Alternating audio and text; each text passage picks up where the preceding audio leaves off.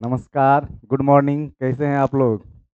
उम्मीद है कि काफ़ी अच्छे होंगे और अपने मन से, जतन से पढ़ाई भी कर रहे होंगे, क्योंकि एक जो ये सीरीज स्टार्ट हुआ है ना, काफ़ी इंटरेस्टिंग लग भी रहा होगा आप लोग को और आगे भी लगेगा।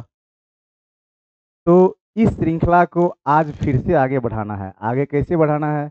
तो पिछले क्लास में क्या किए थे? कैसे-कैसे मगध एम्पायर का उत्कर्ष हुआ था, उदय हुआ था, वो पढ़े हैं।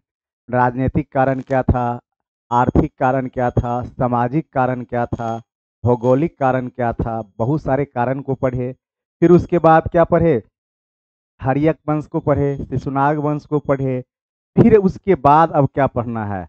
आपको बताए थे ना, हसीन मशूक शाह, ये शॉर्ट वर्ड है, कोड वर्ड है, हर एक वंश का, मगध एम्पायर का। अब देखिए इस वंश में क्या है, अगला वंश जो है वो नंद वंश है। आप लोग एक बार देख लीजिए पहले नंद वंश,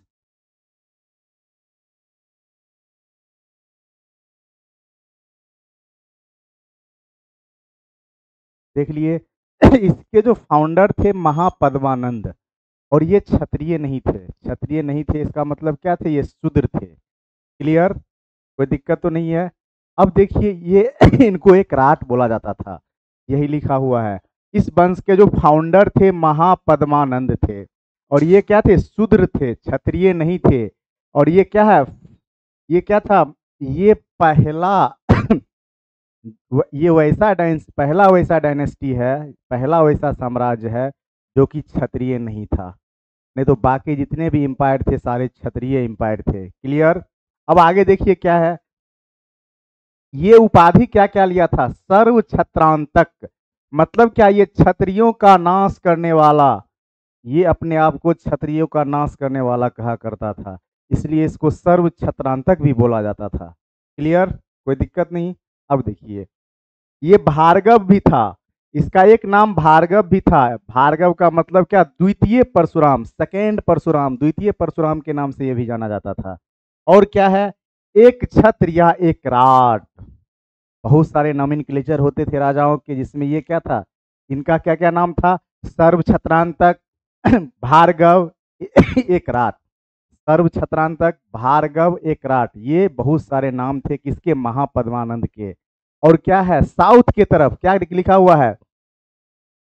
कि साउथ के तरफ, दक्षिण के तरफ अपने एम्पायर का एक्सपेंड करने वाला, विस्तार करने वाला पहला शासक था। साउथ मतलब समझ रहे हैं ना? ये यहाँ पर था, और ये अपने साम्राज्य का एक्सपेंशन कहाँ कर दिया? साउथ की तरफ, नीचे की तरफ ही एक्सपेंड किया था। क्लियर? ये चीज क्लियर हो गया? कोई दिक्कत नहीं है? अब देखिए आगे क्या है।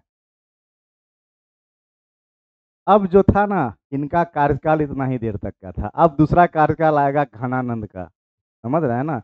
ये क्या था? ये जो था नंद वंश का अंतिम शासक था। धनानंद जो था नंद वंश का क्या था?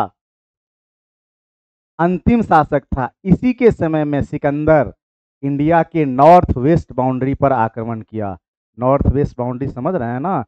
ये बाउंड्री देखिए, ये है इंडिया का मैप, और इस बाउंड्री पर ये सिकंदर आक्रमण किया था। पोरस, ये सिकंदर जो आक्रमण किया था इस बाउंड्री पर आक्रमण किया था। क्लियर? कोई दिक्कत नहीं है? आगे क्या है कि धनानंद को ना चंद्रगुप्त मौर्य अपने गुरु चाणक्य के मदद से हरा दिया था। घनानंद को हरा दिया, और उसके बाद क्या है? मौर्य डायनेस्टी का नींव रखा। मतलब क्या था? ये नंद वंश का अंतिम शासक। क्लियर? और इसके समय में सिकंदर नॉर्थ वेस्ट बाउंड्री, उत्तर पश्चिम सीमा पर आक्रमण किया था।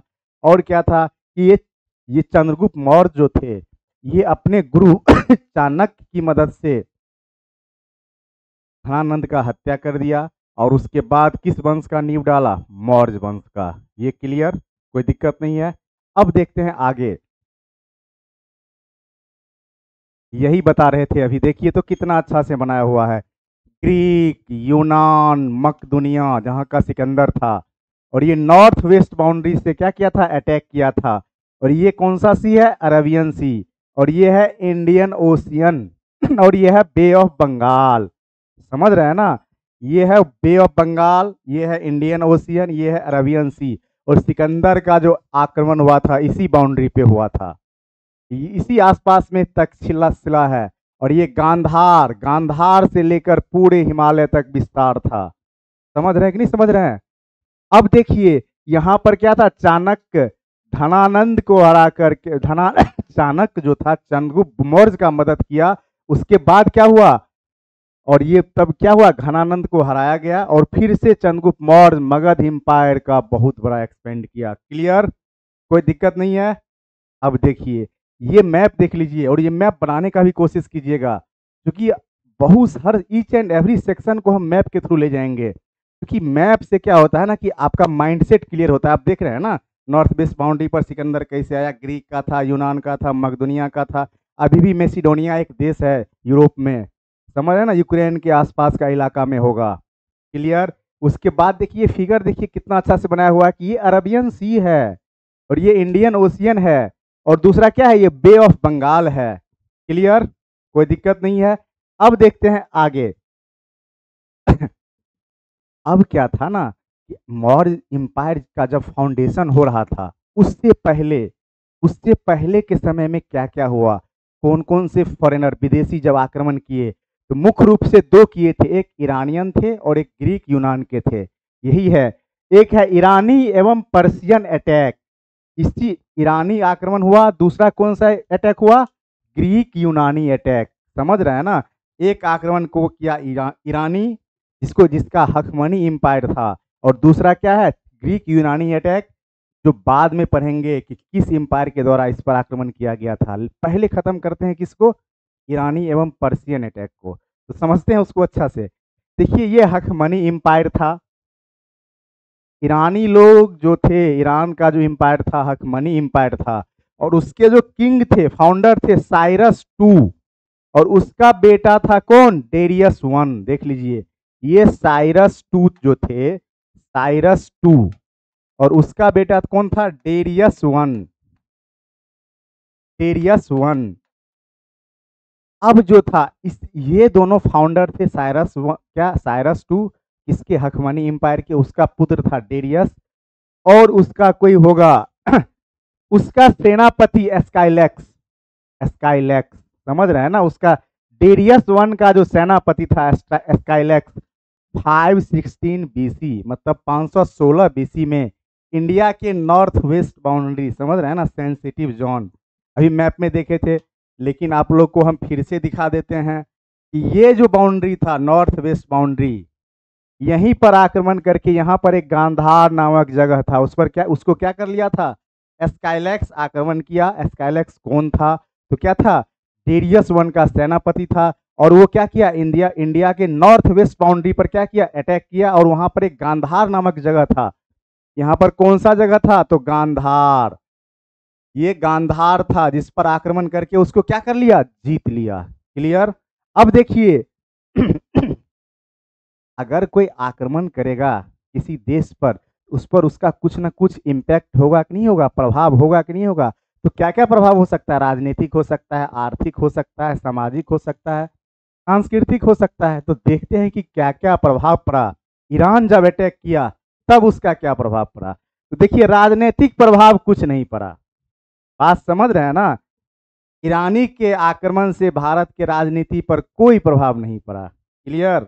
अब देखिए आर्थिक प्रभाव क्या पड़ा, भारत और ईरान के बीच व्यापार बढ़ा। आपको पता है ईरान कहां पर होगा, ये देख लीजिए एक मैप से देखते हैं, ये जो अरबियन पेनिनसुला का जो पार्ट है, इसी सब के पास यहाँ से सटा हुआ क्या है, ईरान है, और यहीं पर एक इंडिया भी है। तो यहाँ ईरान है और यहाँ इंडिया है, तो मतलब समझ रहे हैं ना कि इकोनॉमी इंप्रूव करने लगा, व्यापार जो है धीरे धीरे क्या होने लगा, बढ़ने लगा। किसके किसके बीच, भारत और ईरान के बीच। किसके आक्रमण से, ईरानी आक्रमण से। कौन सा एम्पायर था, हकमनी एम्पायर था। हकमनी एम्पायर में कौन थे, साइरस वन के पुत्र जो थे डेरियस वन, उसका सेनापति स्काइलैक्स क्या किया था, गांधार को जीत लिया था। क्लियर। तो राजनीति पर कोई प्रभाव नहीं पड़ा, और आर्थिक पर प्रभाव पड़ा। क्या हुआ, ट्रेड बढ़ने लगा, समुद्र के थ्रू क्या हो गया, व्यापार बढ़ने लगा। क्लियर। अब देखिए क्या है, सांस्कृतिक प्रभाव क्या पड़ा, बहुत बड़ा प्रभाव पड़ा। ईरानी लिपि इंडिया में आ गई, अरामाइक लिपि और खरोष्ठी, जिसको समझ रहे हैं ना, अरामाइक और खरोष्ठी जो दो लिपि है वो कैसे आया, ईरान के थ्रू इंडिया में आया। क्लियर।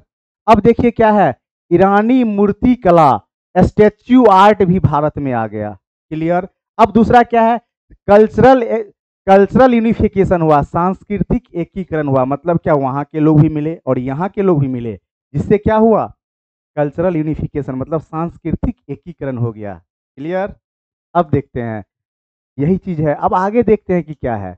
अब देखिए ग्रीक, ये तो था ईरानी आक्रमण। ईरानी आक्रमण को कैसे समझे, यहाँ यहाँ पर ये हकमानी एम्पायर थे, उसके फाउंडर थे साइरस टू, उसका बेटा था डेरियस वन। और डेरियस वन का जो सेनापति था स्काइलैक्स, वो क्या किया, भारत के उत्तर पश्चिम सीमा पर आक्रमण किया और गांधार को जीत लिया। तो उसका प्रभाव राजनीति पर कुछ नहीं पड़ा, आर्थिक पर बहुत पड़ा। क्या, ट्रेड बढ़ने लगा, सांस्कृतिक पर भी पड़ा, ईरानी मूर्ति कला, अरमाई, खरोष्टी, लिपि सारे आने लगे इंडिया में। क्लियर। ऐसे ही पढ़ना है, अच्छे से समझ के पढ़ना है। अब देखिए ग्रीक और यूनानी क्या हुआ, तो ये है मकडोनिया एम्पायर। मेसिडोनिया अभी प्रेजेंट में भी आपको पता है यूरोप में है, ये देश वहीं के थे सिकंदर। और वहां का जो इस मकडोनिया एम्पायर के फाउंडर थे फिलिप, फिलिप टू के बेटे थे अलेक्जेंडर, जिसी को हम लोग सिकंदर बोलते हैं। और इस सिकंदर के गुरु कौन थे, एरिस्टोटल, अरस्तु। बात समझे, ये जो मकदोनिया एम्पायर था उसके फाउंडर थे फिलिप टू और उसके बेटे थे सिकंदर। और सिकंदर के गुरु कौन थे, एरिस्टोटल, मतलब अरस्तु। क्लियर। चलिए अब देखते हैं आगे क्या है। अब क्या है कि ये अब देखिए क्या हुआ ना, कि ये आक्रमण किए कैसे, अलेक्जेंडर कैसे इंडिया में आया, खैबर पास। आप एक पर्वतमाला का श्रृंखला का नाम सुने होइएगा, हिंदू कुश, सुलेमान, किरथर, साल्ट रेंज, उसी में एक खैबर पास है। उसी खैबर पास से होते हुए 326 ईसा पूर्व, मतलब 326 बीसी में वो क्या किए, इंडिया के नॉर्थ वेस्ट बाउंड्री पर आक्रमण किया और वो झेलम नदी के किनारे पोरस से लड़ाई किया। भारत का जो राजा था पोरस, उससे लड़ाई किया। फिर उसके बाद क्या हुआ कि पोरस तो इतना बहादुरी दिखाया, बहुत बहादुरी दिखाया, फिर भी पोरस हार गया। लेकिन सिकंदर उसके बहादुरी से प्रभावित होकर जीता हुआ क्षेत्र वापस कर दिया। समझ रहे हैं ना, उस समय के लोग भी कितना संघर्षशील थे। बात समझ रहे हैं कि नहीं समझ रहे हैं, संघर्ष हमेशा करना है, चाहे जो हो जाए, किसी भी कंडीशन में छोड़ना नहीं है, लगे रहना है और लड़ना है। अब देखिए क्या हुआ, जीत हो गया और ये वापस कर दिया। और इसी युद्ध को हाइड्रा स्पीच का युद्ध बोला जाता है। सिकंदर और पोरस के बीच जो युद्ध हुआ, उसी युद्ध को क्या बोला जाता है, हाइड्रा स्पीच का युद्ध। क्लियर। अच्छे से क्लियर हो गया होगा। अब देखते हैं क्या है आगे। इसका प्रभाव, जब आक्रमण किया तो प्रभाव तो कुछ ना कुछ होगा ही ना। तो राजनीति पर कोई प्रभाव नहीं पड़ा लेकिन क्या हुआ, आर्थिक प्रभाव क्या क्या पड़ा, नए व्यापार रूट का खोज, मतलब ट्रेड रूट, जो व्यापार करने का नया रूट खुलने लगा। भारत और यूरोप के बीच क्या हो गया, नया व्यापारिक मार्ग का खोज होने लगा। बात समझ रहे हैं कि नहीं समझ रहे हैं, बहुत अच्छे से समझना है। अब देखिए क्या है कि वेस्टर्न रीजन में, भारत का जो वेस्टर्न रीजन है, उत्तर पश्चिम का इलाका, वहां पर नगरीकरण का शुरुआत हो गया, नया नया नगर बसने लगा। उसी में एक नगर का नाम था अलेक्जेंड्रिया। देखिए उसी में कौन सा एक नगर था, अलेक्जेंड्रिया। बात समझ रहे हैं कि नहीं समझ रहे हैं, ये बिल्कुल पिक्चर क्लियर रखना है, किसी भी चीज के बारे में एकदम स्पष्ट रूप से समझना है माइंड में डाउट नहीं रहना चाहिए, और अच्छे से देखने से और ज्यादा क्लियर भी होता जाएगा आपका। अब देखिए आगे क्या है, इसका सांस्कृतिक प्रभाव क्या पड़ा, सांस्कृतिक एकीकरण हुआ। भारत और यूरोप के बीच क्या हो गया, मैसिडोनिया के आक्रमणकारियों के द्वारा जब आक्रमण किया गया, इससे क्या हो गया, सांस्कृतिक एकीकरण। मतलब क्या, वहां का कल्चर यहाँ आया और यहाँ का कल्चर वहां गया, तो मर्ज किया, तो यूनिफाइड होने लगा, एक साथ जुड़ने लगे लोग। और क्या है, गांधार शैली का आगमन हुआ। कहाँ सिकंदर के आक्रमण के कारण ही कौन सा शैली आया, गांधार शैली। समझ रहे हैं ना। अब देखते हैं, इंडिया में यूनानी आर्ट और स्क्रिप्ट भी इंडिया में आ गया। क्लियर। क्या क्या आया, सांस्कृतिक एकीकरण हुआ, गांधार शैली आया, यूनानी आर्ट आया और स्क्रिप्ट भी इंडिया में आ गया। सांस्कृतिक बहुत ज्यादा प्रभाव पड़ा कि नहीं पड़ा, संस्कृति पर प्रभाव पड़ा कि नहीं पड़ा। ये देखिए ईरानी और क्या है, ग्रीक और यूनानी के आक्रमण से भारत के कल्चर पर बहुत ज्यादा प्रभाव पड़ा। राजनीति पर कोई प्रभाव नहीं पड़ा दोनों के आक्रमण से। व्यापार पर भी प्रभाव, आर्थिक रूप से भी प्रभावित किया, सांस्कृतिक रूप से भी प्रभावित किया, राजनीतिक रूप से प्रभावित नहीं किया। इसके बारे में सोचिएगा आप लोग कि राजनीतिक रूप से क्यों प्रभावित नहीं कर पाया। इसका जवाब आप लोग कमेंट बॉक्स में दीजिएगा। चलिए आगे देखते हैं। अब क्या था, आपको तो पता ही है, ऋग्वेद पढ़े हैं। बहुत सारे वेद के बारे में पढ़े थे, और उसके बाद उत्तर वैदिक काल में भी बहुत सारे वेद आए, सब चीज पढ़े, पढ़ते पढ़ते अब हम लोग कहाँ पहुंचे हैं, 600 BC। अब देखिए ये एक टॉपिक जो है ना, 600 BC का धार्मिक आंदोलन, रिलीजियस मूवमेंट, उसका कारण क्या है, मतलब रिलीजियस मूवमेंट जो हुए उसके कारण क्या क्या हैं।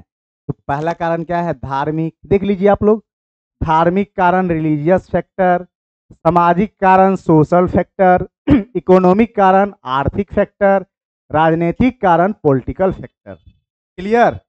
अब हर एक फैक्टर के बारे में पढ़ेंगे कि कौन सा फैक्टर इस धार्मिक आंदोलन को जन्म दिया और क्यों दिया।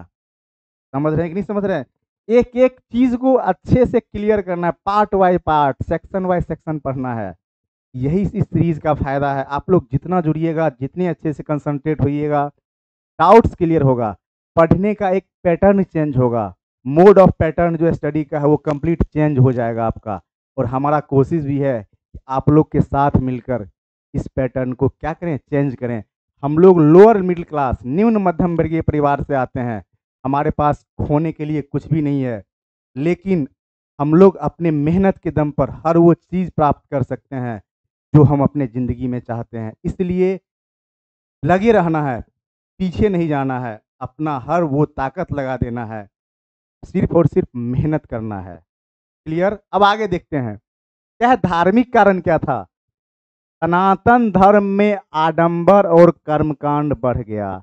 ऋग वैदिक काल में आडंबर नहीं था, लेटर वैदिक काल में बढ़ गया। उसी का प्रभाव लोगों पर पड़ने लगा। जब लोग परेशान होने लगे तो नया चीज खोजने लगे। क्या हो गया, आडंबर बढ़ गया था, कर्मकांड रिचुअल्स बहुत ज्यादा बढ़ गए थे, तो लोग क्या होने लगे, परेशान होने लगे। तो अब उसका विकल्प खोजने लगे, धर्म में अपना विकल्प खोजने लगे, उसी विकल्प को आगे बढ़ाया। ये ब्रह्म अंधविश्वास बहुत ज्यादा बढ़ गया था, नर बलि होता था, बहुत सारे अंधविश्वास फैल गए थे लोगों में। उसी सब चीज को हटाने के लिए क्या करते थे लोग, नया सेक्ट, नया संप्रदाय में जुड़ने का कोशिश करने लगे।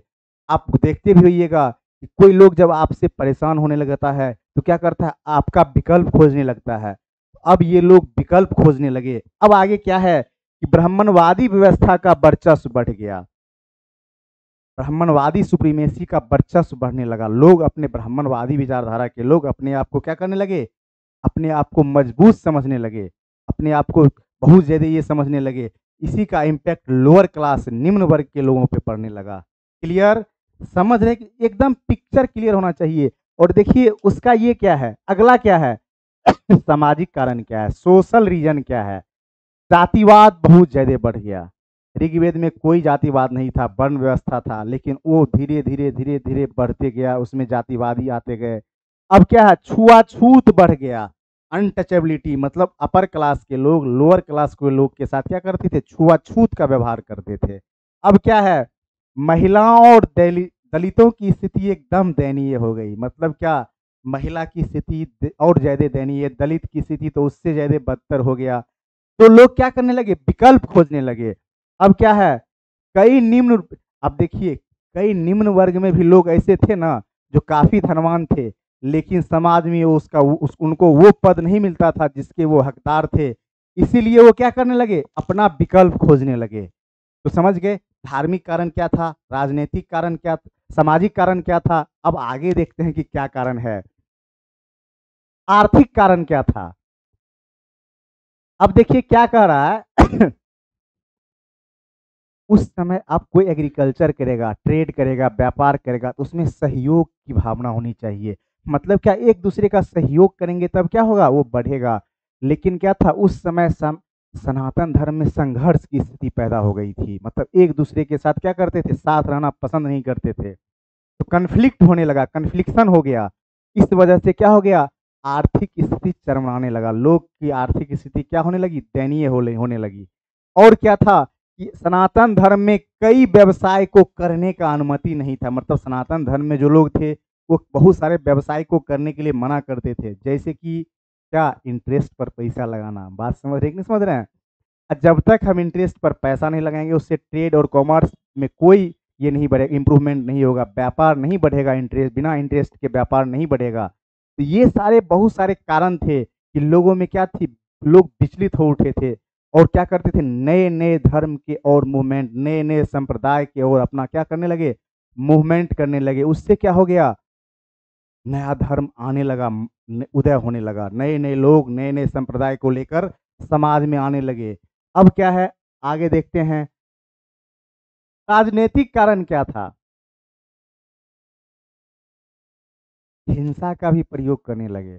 अपने साम्राज्य को बढ़ाने के लिए लोग क्या करने लगे, हिंसा करने लगे, क्या मैंने युद्ध करने लगे। इससे क्या हो गया, लोग मतलब आपस में बहुत ज्यादा परेशान रहने लगे। इसी सब कारण से भारत में उस समय क्या हुआ, 63 सेक्ट, मतलब समझ रहे हैं ना, 63 संप्रदाय का क्या हुआ, उदय हुआ। लेकिन उसमें से दो संप्रदाय ऐसे थे, कौन कौन से, बौद्ध और जैन, जो कि काफी प्रचलित हुए, पॉपुलर हुए। क्लियर, कोई दिक्कत नहीं है, ऐसे ही समझना है। और देखिए आप लोग एक क्लास देखिएगा ना तो अच्छे से क्लियर हो जाएगा। बहुत सारे चीज माइंड का डाउट, और पीडीएफ टेलीग्राम ग्रुप में पड़ा रहता है, आप लोग वहां जाके पीडीएफ ले लीजिएगा। पीडीएफ लेने से क्या होगा ना कि लाइन बाय लाइन आप पढ़िएगा और ज़्यादा क्लियर होगा, और उसके बाद वीडियोस देखिएगा तो बिल्कुल दोबारा पढ़ने का जरूरत नहीं पड़ेगा। अब देखते हैं कि आगे क्या है।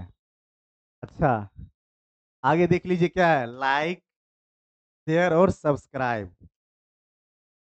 तो आप लोग जिस तरह से हम अपनी रिस्पॉन्सिबिलिटी निभाने का कोशिश करते हैं, थोड़ा सा आप लोग रिस्पॉन्सिबल होइए और इसको बहुत सारे लोगों तक पहुंचाइए, जिससे क्या होगा ना, एक बदलाव आएगा, एक चेंज आएगा।